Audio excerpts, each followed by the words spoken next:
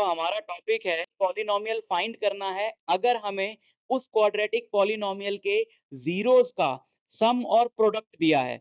Zeros नहीं दिए, zeros का सम और प्रोडक्ट दिया है। जैसे मान लो एक क्वाड्रेटिक पॉलिनोमियल है ax square plus bx plus C. मान लेते हैं इसके जीरोस हैं अल्फा एंड बीटा, तो हमें क्या दिया होगा? हमें अल्फा प्लस बीटा की वैल्यू दी होगी और हमें अल्फा इंटू बीटा की वैल्यू दी होगी। ठीक, तो क्या हम फाइंड कर सकते हैं पॉलिनोमियल अगर हमें उस पॉलिनोमियल के जीरोस का सम और प्रोडक्ट दिया है? लेट्स सी, अगर इस पॉलिनोमियल के जीरोस अल्फा और बीटा हैं तो ऑब्वियसली ये पॉलिनोमियल होगा x minus alpha into X minus beta equal to 0।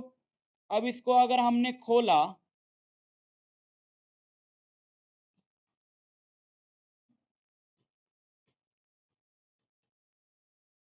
तो ये आएगा, और खोलते हैं इसको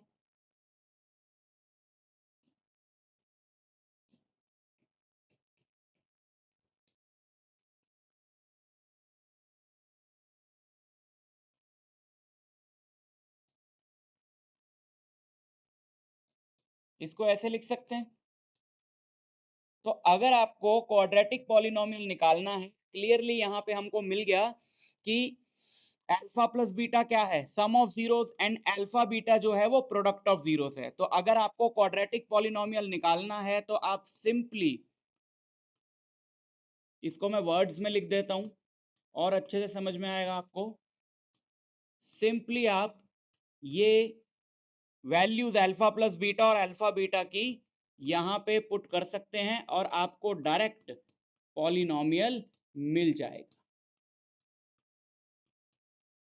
फॉर एग्जाम्पल, मान लेते हैं हमें एक पॉलिनोमियल निकालना है जिसके सम ऑफ जीरोस हैं 10 एंड प्रोडक्ट ऑफ जीरोस हैं 21।